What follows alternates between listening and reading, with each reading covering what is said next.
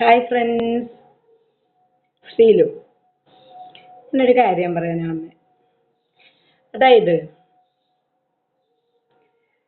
നമ്മൾ ഒരാളെ address, example നമുക്കൊരു ഹസ്ബൻഡ് ഉണ്ടെങ്കിൽ നമുക്ക് എങ്ങനെയും ജീവിക്കാം.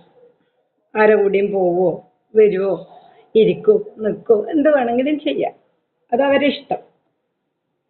പക്ഷേ നമുക്കതില്ലെങ്കിൽ അതൊരു വലിയ പോരായ്മയാണ്. അത് നമുക്കല്ല, നമ്മുടെ ചുറ്റുപാടിൽ.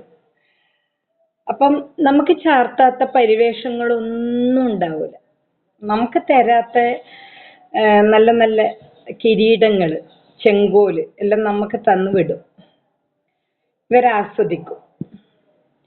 അപ്പം നമ്മളിപ്പം ഒരുപാട് കാലം കേട്ടു, ഒരുപാട് കാലം സഹിച്ചു, അല്ലെങ്കിൽ നമ്മൾ കേട്ട് കേട്ട് കേട്ട് മടുത്തു കഴിഞ്ഞാൽ നമുക്ക് എന്തായാലും ഒരു ചേഞ്ച് വേണം തോന്നും. കാരണം മനുഷ്യനല്ലേ, സ്വാഭാവികമായിട്ടും നമ്മൾ അങ്ങനെയെല്ലാം ചിന്തിച്ചു പോകും. അപ്പോ ഞാനിപ്പോ പറയാൻ വന്നത്, ഞാനിപ്പോ ഒരാളെ കൂടിയാണ് ജീവിക്കുന്നു. ഒരാളെ കൂടെ, അതാരോ ആയിക്കോട്ടെ, എക്സോ വൈയോ, അതെന്റെ ഇഷ്ടം. ചിലപ്പോൾ അത് തുടരാം, ചിലപ്പോൾ അത് ബ്രേക്ക് ചെയ്യാം, ചിലപ്പോൾ പുതിയൊരാളെ കണ്ടെത്തും. അതെല്ലാം എൻ്റെ ഇഷ്ടം, എൻ്റെ വ്യക്തിപരമായ കാര്യം. ഇപ്പം ഞാൻ പറയുന്നത് എന്താണെന്നറിയോ?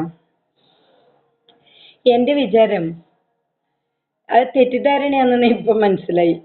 അതായത് നമ്മൾ ആരുടെ കൂടെയും ജീവിച്ചാലും ജീവിച്ചില്ലെങ്കിലും ചില ആളെ ടാർഗറ്റ് ചെയ്ത് ചില ആളോട് ചില ആളെ സമീപനം ആ ആള് മരിക്കുന്നത് വരെ മാറും. അതിനുള്ളൊരു വലിയൊരു പ്രൂഫ് എൻ്റെ ഫോണിൽ വെച്ചും കൊണ്ടാണ് ഞാൻ സംസാരിക്കുന്നത്. ഞാനിവരൊന്നും വീട്ടിൽ ചോദിക്കാൻ പോവാനോ നിന്റെ രോഗം എന്താണെന്ന് ചോദിക്കാനൊന്നും ഞാൻ ഉദ്ദേശിക്കുന്നില്ല.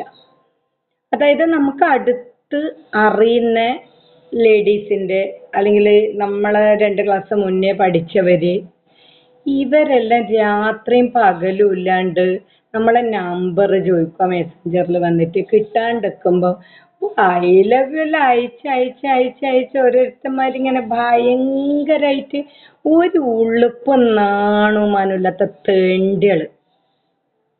ഇവരിൽ വീട്ടിൽ വിവരം നല്ല പ്രൂഫ് അടക്കല്ലേ നമ്മൾ കൊടുക്കുന്നത്. അതായത് നമുക്ക് എൻ്റെ ഫോണിൽ അയച്ച ഡീറ്റെയിൽസ് ഉണ്ട്,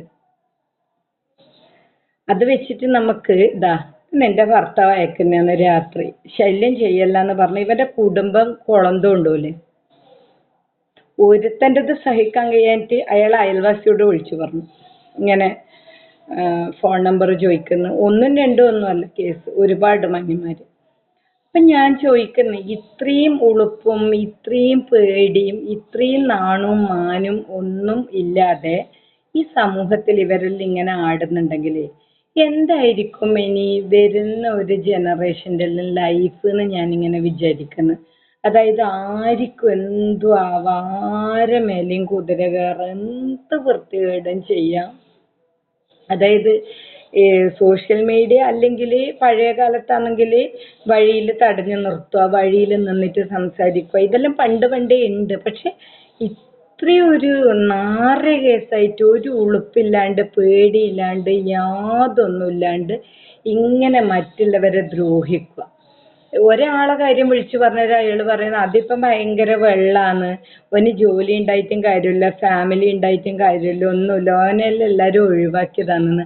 അടിച്ച് ചപ്പക്കുറ്റി തകർത്താല് ആര് ചോദിക്കൽ? ഇവന്റെ എല്ലാം ഇവന്റെ വീട്ടിൽ പോയിട്ട് അടിച്ചാല് തെളിവും കൊണ്ടല്ലേ പോകുന്നത്.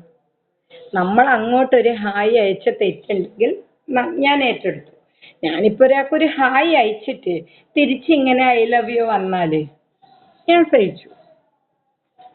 അതെന്റെ ഭാഗത്തു നിന്നില്ല വീഴ്ച. അയ്യോ ഞാൻ ഹായ് അയച്ചു പോയി, ഒട്ടനെ ഞാനത് ബ്ലോക്ക് ചെയ്യും. ഇങ്ങനെയുള്ളത് ബ്ലോക്ക് ചെയ്യില്ല. എത്ര വരുന്നെന്ന് വെച്ചിട്ട് ഇങ്ങനെ വെയിറ്റ് ചെയ്യും. എത്ര വരും, എത്ര ഐ ലവ് യു വരും, എന്ത് ചെയ്യുന്നു,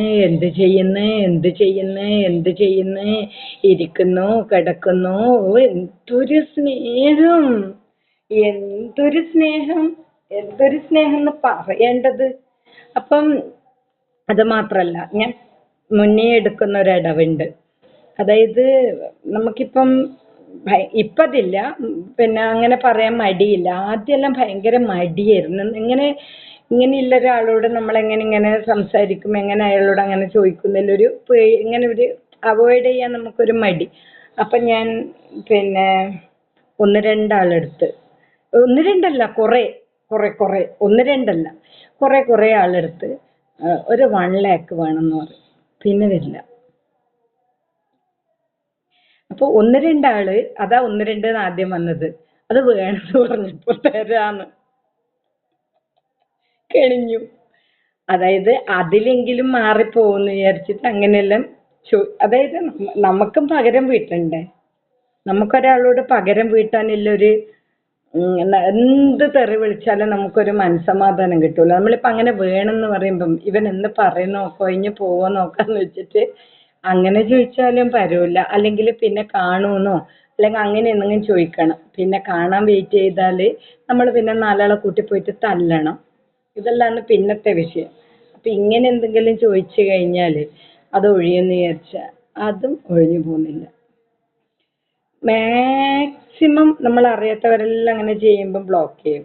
പക്ഷെ അറിയുന്ന കുറച്ചാൾ ലിസ്റ്റിലുണ്ട്, ബ്ലോക്ക് ചെയ്യാതെ വെച്ചിട്ടുണ്ട്. എത്രത്തോളം അയക്കുന്ന നോക്കാം. ഇനി ഈ വീഡിയോ കണ്ടിട്ട് അവർ ഡിലീറ്റ് ആക്കിയാലും കുഴപ്പമില്ല. സൈബർ സെല്ലിലോ എവിടെയെങ്കിലും കൊടുത്തു കഴിഞ്ഞാൽ ഇതിന്റെ ഡീറ്റെയിൽസ് മൊത്തം ഉണ്ടാവും. എന്ത് ലോകാന്നൊന്ന് ആലോചിച്ച് നോക്കിയേ.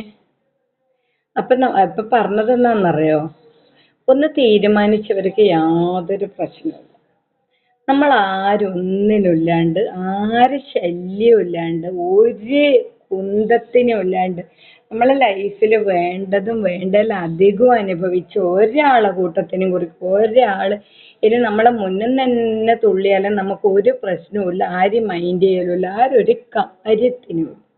ഫോൺ ഉപയോഗിക്കാൻ പറ്റാത്ത അവസ്ഥ. അതുകൊണ്ട് ഇപ്പൊ ഇങ്ങനെ ഒരു വീഡിയോ ഇട്ടത്, ഫോൺ ഉപയോഗിക്കാൻ പറ്റാത്ത അവസ്ഥ. അതായത് ഇപ്പൊ ഫേസ്ബുക്ക് മെസ്സഞ്ചറിൽ നാട്ടിൽ കണ്ട ഓരോരുത്തന് വേണ്ടിയിട്ട് നമുക്ക് ബ്ലോക്ക് ചെയ്ത് വെക്കാൻ പറ്റുമോ? നമുക്ക് നമ്മളതായ പിന്നെ റിലേഷൻഷിപ്പും ആരോഗ്യകരമായ ചർച്ചയും, അല്ലെങ്കിൽ നമുക്ക് ഓപ്പൺ ആയിട്ട് പറയണം തോന്നുന്നത് ഓരോ വീട്ടിലും പോയി കോളിംഗ് ബെല്ലടിച്ച് പറയാൻ പറ്റാത്ത നമ്മൾ ഫേസ്ബുക്കിലിടും. അതിന് ഇട്ടിട്ട് മറുപടി കിട്ടുന്നത് നമ്മൾ ആക്സെപ്റ്റ് ചെയ്യും, നല്ലതാണെങ്കിൽ ആക്സെപ്റ്റ് ചെയ്യും, അല്ലെങ്കിൽ റിജക്റ്റ് ചെയ്യും. അത് നമുക്ക് വിഷയമുള്ള കാര്യമില്ല.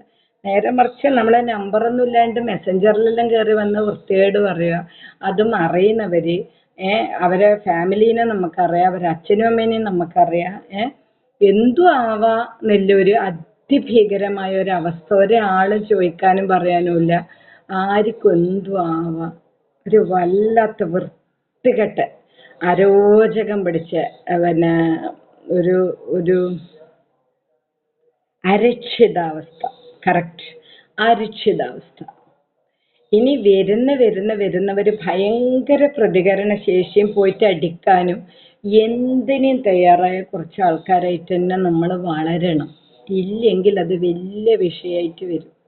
കാരണം അത്രയും നാറിയ, അത്ര കൾച്ചറില്ലാത്ത, അത്ര വൃത്തികെട്ട ചുറ്റുപാടിലാണ് നമ്മൾ ജീവിക്കുന്നത്. തെളിവടക്കം വെച്ചിട്ട് സംസാരിക്കുന്നത്, തെളിവടക്കം വെച്ചിട്ട് സംസാരിക്കുന്നത്.